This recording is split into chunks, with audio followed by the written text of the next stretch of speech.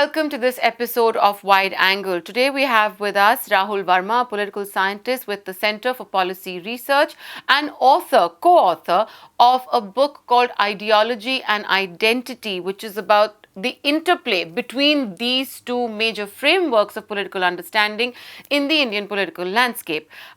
Important time to have this conversation as well as we head into the last two phases of the elections of 2019. Rahul Verma, thanks very much for being with us on the show. I want to just take off from the title of your book and a very interesting cover photograph you have on it. In fact, you mentioned that right at the outset, the reason for choosing that photograph, which is essentially of a constituent assembly and the initial members of India's constituent assembly, who came from different ideological backgrounds, dispensations, beliefs, ideological, religious, identity-wise. And you're trying to send out a message by having chosen that picture. That's correct. So tell us what that message is. So the picture on the book is basically, it's Nehru's first cabinet. The photo, I think, was taken 16th August 1947, which has Nehru right at the center.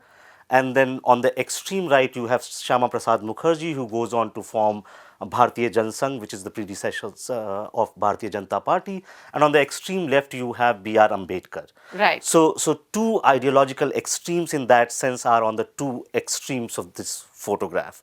And everyone who's considered in some ways right-wing politician, be it Sardar Patel, Rajendra Prasad, all are in some ways like they are standing or sitting at the right of Nehru in that photograph. And the idea, so that picture, it's a tongue-in-cheek remark to sort of like use that picture to depict the ideological differences in Indian politics. And the reason, so more than the photo, it just like fell into our lap in some ways, but we were sort of struggling to think about Indian politics in some ways. Because every time, at every election, we thought there were certain recurring themes. Right. So such as politics of majoritarianism, such as the reservation debate. Some of these debates have old lineage, like the reservation debate started way back in 1880s, in 1906 when the Molle Minto reforms were being formed. Right. And I think like much of this discussion, like so when we started thinking about this book in 2013 or 2012, my advisor, who's also the co-author of this book, Prateek Chhibar, we both were just walking, and it was around 15th August, and when you are living abroad, somehow like some of these dates matter more to you, you know, and so we were just talking about certain things, and it just struck that there is a long shadow of partition on Indian politics even now. Okay. And that became the basis of our conversation, researching our history to think about the contemporary politics. So that directly dives into the issue of identity, because partition was really about a religious identity dividing the subcontinent. I just want to understand that, I mean, the photograph is symbolic as well, because as you say, you have these people across an ideological spectrum in the same cabinet. The challenge was at that time to get everyone to work together, because ultimately India's strength is in its multiple identities, its multiple faiths, its multiple cultures, and therefore its multiple political ideologies. How difficult do you think it was then for them to work together in the circumstances? And do you think those difficulties, as you said, the partition continues to hold a shadow and cast a shadow, do those difficulties continue to exist today, or have they been somehow further sort of split into their own little silos? So in some ways, Pradeep and I, when we were talking about this book around 2013 and 2014, what seemed like rise of BJP as a sudden or a surprising thing for many observers, for us it was a long historical culmination over battle, like over idea of India. So I think, and in 2013 and 2014, this phrase or term, idea of India, was used and in some ways abused even without understanding the meaning of it. So, and this term comes from like Sunil Khilnani uses this phrase from Rabindranath Tagore. Correct. But Khilnani in his own book... But his book popularized the phrase. Yeah. Right, that's right. And in Khilnani, in his own book, basically makes, like, he talks about multiple ideas of India. Correct. In fact, he refers to that there were different terrains, And the idea of India makes the case for him to sort of like study Indian democracy. So if there were multiple ideas about India, then that means these ideas were sort of competing force in politics. One idea had its day in 1950s and 60s, what we sort of describe as Nehruvian consensus. But that doesn't mean that consensus was shared by everyone. So there were conflicting interests in 1950s and 60s, and slowly these interests, over a period of time, these conflict basically gave rise Right. to. Also, Nehruvian consensus was an idea, not necessarily an ideology. Now, how would you differentiate? I'm asking you. Do you see them as the same? So the way we define ideological conflict, ideology is basically a bundle of issues. Correct. Right? Okay. And there are various issues, they may not, basically they go together in a non-random fashion. So you may care about one idea more over other, but this bundle goes together, and that's why it becomes part of your repertoire in politics. And for example, even today, even among BJP voters, you will find a section which does not share the upper caste prejudice as some upper caste voters would do. Correct. Or you would find even within Congress party sharing the tenets of secularism, right? But as a whole, Congress party espouses certain ideas, BJP espouses certain ideas, and Bahujan Samaj party espouses some other ideas. And their voters largely sort of like, if they Rally around the ideas they those espouse. bigger tents of So, I mean, that's the interplay between ideology and identity, because the party itself may have an ideology. In the case of, whether the Congress, the Bahujan Samaj Party, or the BJP, the examples that you were talking about, but they also rally around individual identities, caste correct. identity, religious identity, as the case may be. Now, in this election campaign, this has sort of become the overriding conversation at the cost of development, at the cost of so many other roti kapda makan issues that we talk about. But your national identity supersedes your religious identity, supersedes your caste identity. What is the trajectory? Because, while we can talk about ideology and identity as two different things, they interact with each other very intrinsically, and therefore make it very complex to study Indian democracy. That's correct. And that's why we don't like the title of the book is not ideology or identity. Yeah. Ideas and ideology and identities are interwoven together. In a deeply hierarchical society like India, the ideological conflicts are basically stemming out from your identities or where your position in the society is. Correct. And India is not alone in that sense. Somehow, and I like, pardon my language, but we have been a little bit lazy in thinking about how identities play a role in politics.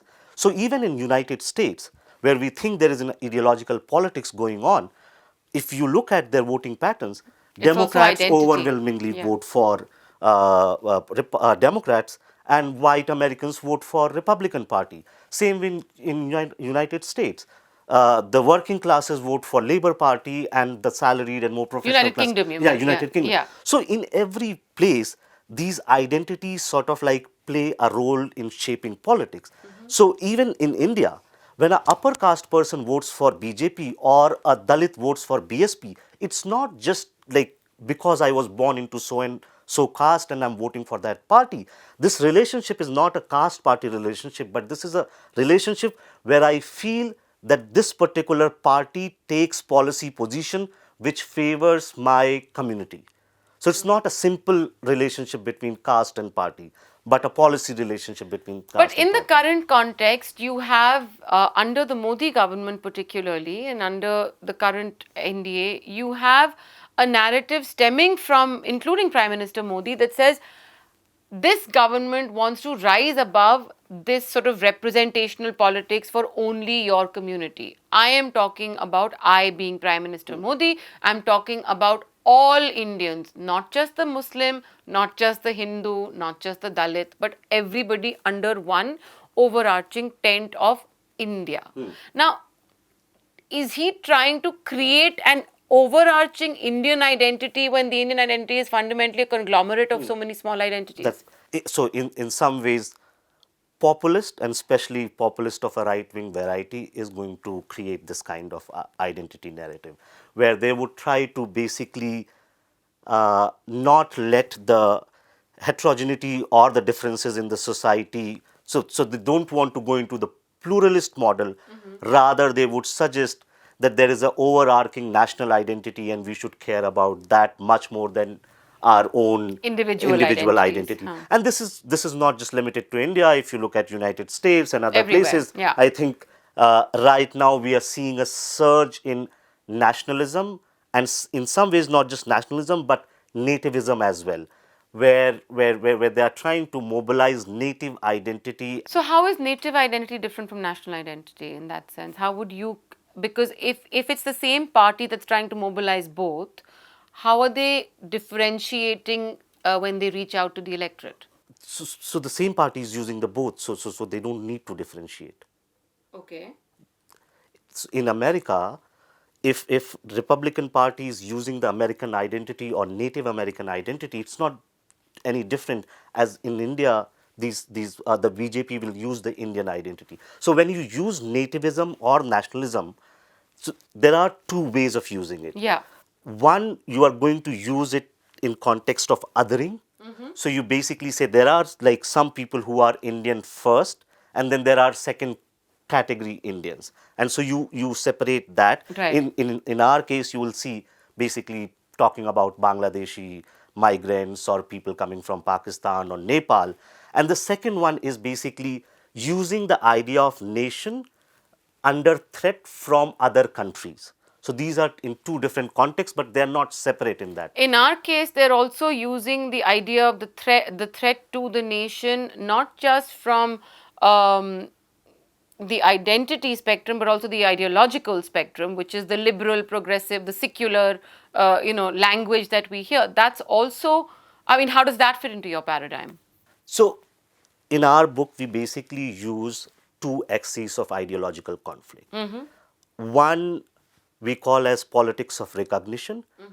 Recognition, in a sense, whether you are going to let these groups have their individual identity Right. and get share in political and economic sphere. The second one is basically treating them as homogeneous whole Within the state. within the state, Right. right? So that's what BJP is, anti-politics of recognition.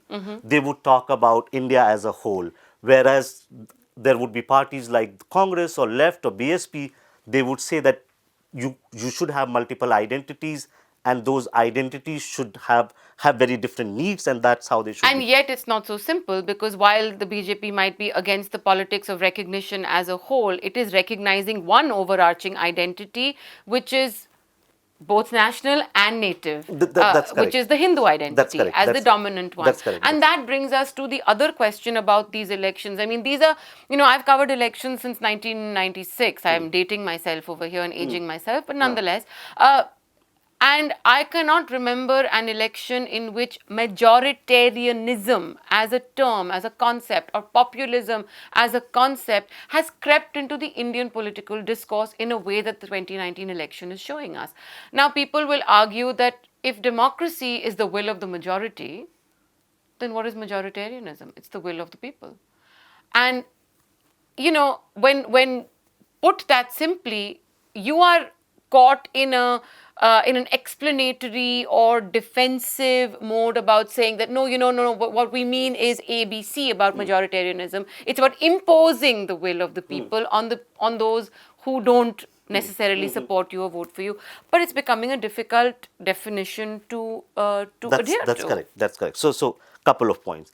One, democracy is not only about will of majority. That's half the definition about democracy. Right. Democracy also entails protection of minority rights, and so unless you have the second thing, the definition of democracy is not complete. Second, I think when we talk, like some people use the term majority. So will of majority extended to majoritarianism is basically imposing certain kind of ideas, which is a majoritarian idea. In that sense, you are not a plural democracy, but you are becoming a democracy which only represents a certain kind of majoritarian idea. So in Indian case, it will be a Hindu majoritarian idea, which also flows from upper caste ideas about politics, right? So in that sense, you are basically moving towards, yes, it is will of majority, but then the sensibilities are upper caste politics. The second point, and I absolutely agree with you, no denial on that front. I think 2019 campaign in that sense is one of the most ideological and also one of the most polarizing campaign fought so far. It's much more than 1996 election or 1991 election, which was fought in the backdrop of Ram Mandir mobilization. And this is what is happening. Basically, 2014 in some ways was a critical election, which basically changed the configurations of social power in India. Now, what we are, and we will figure out on 23rd, whether the competitive space which was reorganized in 2014, whether 2019 will basically continue that system or not. Virtually for all practical purposes, since 2014, we are in the fourth party system, which is being led by the BJP. So BJP is the focal point of all competition since 2014. And yet we're seeing another trend, which we've seen since I think maybe 89 and onwards, and certainly from the Third Front government in 96, which is regionalism. We've seen regional leaders and regional political parties rally on the basis of identity as opposed to ideology, because they might all be, I mean, one can even argue that as far as ideology is concerned, Modinomics, the way we see it today, which is also about the language of the upliftment of the poor and, delivery schemes to the poor, is in a sense this Garibon ka Masiha, which is left economics, and right-wing ideology kind of coming together. So that that line is getting a little blurred. But coming to the issue of regional players, they are also rallying on the basis of regional identity, which is overriding caste identity or religious identity. It's linguistic, it's regional, it's cultural, as the overarching identity. So you have this majoritarian sort of North basis, Indian Hindu majority. and you have this regionalism, which is kind of now competing with each other. What does that do to say what used to be Nehruvian consensus, which the Congress still claims as its own legacy ideology? So, Nehruvian consensus had certain parameters. One was basically built on diversity, democracy, and development for all. So, basically, creating a kind of polity where you can bring in diverse group together in a very democratic fashion and then ensure development for all these groups, right? Right. That was the Nehruvian framework. Now, that Nehruvian framework, even then it was challenged. It's another matter that the Nehruvian consensus, because one of the towering personality of Nehru at that time, and second, many people who were sort of challenging this consensus either died or basically couldn't gain electoral weight to challenge him. Right. So Nehruvian consensus was challenged both from the right as well as from the left. Right? Even at the height of Nehru's popularity, Congress party never crossed 50% of vote shares. So that means there were a lot of voters as well as lot of leaders who were opposing Nehru and the Congress party. The biggest fight in 1950s within the Congress party was over the Hindu Code Bill. In some ways, that's basically you would call a conservative and a liberal politics, whether giving equal right to women in the society or not. And the second biggest fight was happening on the question of regionalism. In fact, Nehru for a long period of time was not very comfortable with the reorganization of states and other right. things. And it was only after many leaders in these states thought that they are not getting their due. Some of them went unto fast unto death, which forced Nehru to sort of like go for the first Acquiesce to their So, demands as so well, regional yes. identity in that sense is not devoid of the idea of recognition, where in some ways you were not like recognizing those regional differences and giving them their due share. Okay. And many of these regional parties, mind you, from 1960s to 1980s, when we see an emergence of lots of regional parties, Right. these are not just like mobilizing on the basis of regionalism. They're also using caste, and they are also using reservation as a platform. So many of these regional or state level parties are also backward caste parties. So, Rahul, we're running out of time, but as a concluding question, I'd like to ask you. You said that the 2019 election is, in a sense, a defining election because of the sort of fight or the contradictions between the various ideologies that India has espoused and the identity politics that we have seen play out and now is working on a different track. Let's assume we're on the 24th of May. We don't know what's going to happen. We're not even going to try and predict this election result. But do you think that the challenge that we see this election posing to plural democracy now needs to be reassessed after these election results come? Do we need to start an engagement and a conversation perhaps about proportionate representation in our democratic space, in our parliamentary space? Otherwise, will we be able to create an overarching Indian identity above all these other pressures? I mean, what do you see happen? One, we are too late for this conversation now. Okay. This conversation should have begun much earlier. See, and people may not like this thing, but you can't begin a conversation about rules of the game after losing the game. Right. Right? If you remember, like in 60s and 70s, Vajpayee was making this claim that we should have a proportional representation because the right-wing parties were getting 10 to 15% of vote share, but they hardly had any representation in the parliament. So you cannot expect the winner to change the game or the rules of the game, which is going to hurt them. Right. So in some ways, this conversation about it's about 5 decades too late. Yes, 5 decades to at least on the electoral front. Also, I think on the so this election is definitely a high stakes election, as Pratap Mehta would say, but a low expectation election also. I think the rules of the game, not just about the electoral system, but the competitive party system that will flow out from 2014 is already in motion. And I think many people, including Yogendra Yadav and others, have been saying this. See, what is happening at the moment, at least in electoral politics, the opposition, the opposition to BJP, Modi, or the kind of politics they practice, is very opportunistic alliances and very opportunistic opposition. I think many people have been talking about we need to sort of like rise above opportunistic politics as well. So what I agree with you that we need to engage in a conversation, but the conversation has to think about an alternative mode of challenging the hegemony that is being created.